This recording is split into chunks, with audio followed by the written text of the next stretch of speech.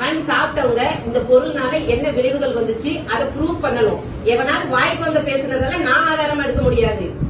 எனக்கு 1000 எதிரி இருப்பான், அவன் வாய்க்கு வந்ததெல்லாம் பேசிட்டு இருப்பான், அதெல்லாம் நான் ஆதாரமா எடுக்க முடியாது. எங்க வீட்டுல வந்துட்டு இப்படி சவுண்ட் வைஸ் பேசுனா நீங்க அவ்வளவு தப்பு பண்ணிருக்க.